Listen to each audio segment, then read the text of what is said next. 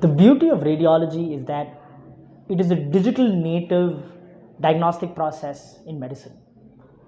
And if you compare radiology now to 20 years back, I think the biggest difference is that the digital nature of radiology is finally coming to the fore, and that is adding to leaps and bounds in the capabilities that we can actually get through radiology. So I'm going to contrast a few changes today versus a couple of decades back.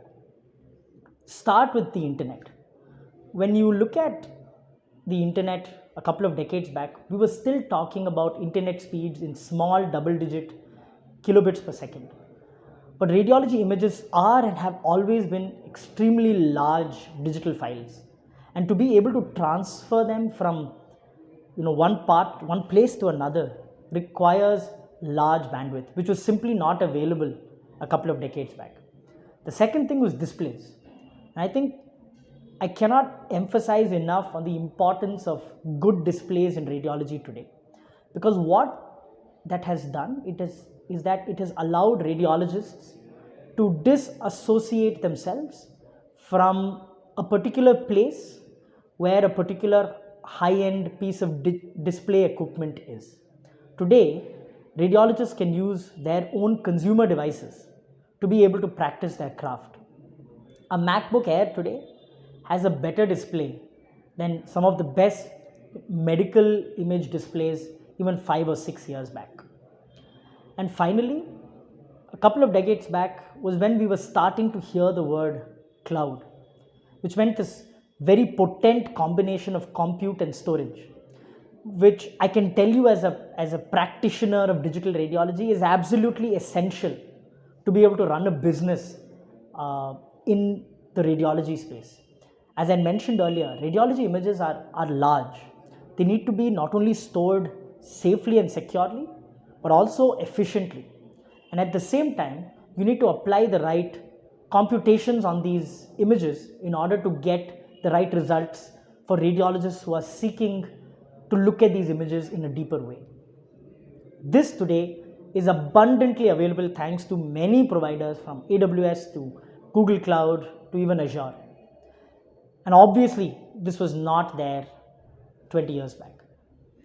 And so, for me, the biggest change in radiology over the last couple of decades, which has led to this boom and importance of radiology, is actually that the digital nature of radiology is finally coming to the fore and is allowing radiology to reach its full potential. The last point that I want to mention here is that radiology, as I said in the beginning, is digital native. And that means that we're always dealing with pixels. And when you give pixels to a computer science engineer in today's world, the opportunities for machine learning and artificial intelligence start to come up. And today, providers like 5C have greatly benefited from this massive surge in the interest of machine learning and artificial intelligence on medical imaging. And we've been able to apply many of these cutting-edge techniques in order to deliver a much better experience for our diagnostic centers and, of course, our radiologists as well. And this is only possible because radiology is digital. The interesting point about digital radiology is that even today, it's not really being practiced as a digital process. For example, physicians, many patients today still rely on the film in order to look at them using a light box and keeping them for their future records. But this is obviously today expensive and extremely inconvenient. And one of the things that a lot of digital radiology providers like 5C are trying to do is to eliminate this dependency on radiology film and really allow radiology to function as a completely digital practice.